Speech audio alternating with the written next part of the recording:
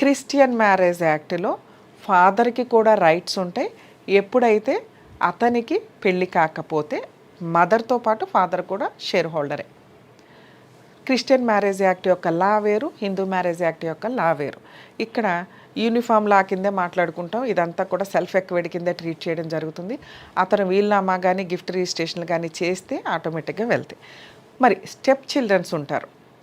ఆ వ్యక్తి భార్య చనిపోయారు, లేకపోతే ఇంకొక ఆవిడని చేసుకున్నారో లేకపోతే చేసుకోలేదు. చేసుకున్నాక కూడా స్టెప్ అంటే ఏంటి, ఆవిడకి వేరే వాళ్ళ ద్వారా పుట్టిన పిల్లలు లీగల్గా అడాప్షన్ చేసుకుంటే, మరి Hindu marriage act Hindu succession యాక్ట్లో లీగల్గా అడాప్షన్ చేసుకుంటే వాళ్ళకు కూడా షేర్ వస్తుంది అన్నారు కదా, మరి ఇక్కడ వస్తుందా అంటే రాదు.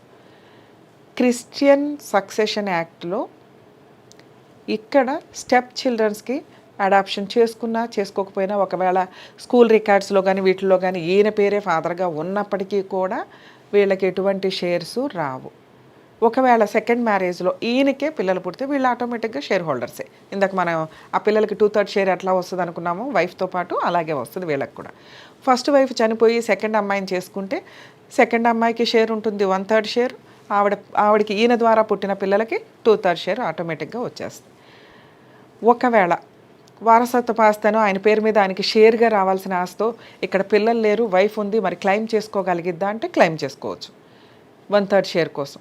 లేదా అత్తమావలు ఉంటే 50% షేర్కి, ఆయన పేరు మీద ఏ షేర్ అయితే వస్తుందో ఆ షేర్ కోసం 50% షేర్కి మాట్లాడుకోవచ్చు. ఈయన పేరు మీదకి ఇంకా మారలేదు ప్రాపర్టీ, మారకపోయినా ఈవిడ వాళ్ళ భర్తకి ఏదైతే వాటాగా రావాల్సింది ఉంటుందో దాన్ని క్లెయిమ్ చేసుకునే రైట్స్ ఆవిడకు ఉంటాయి.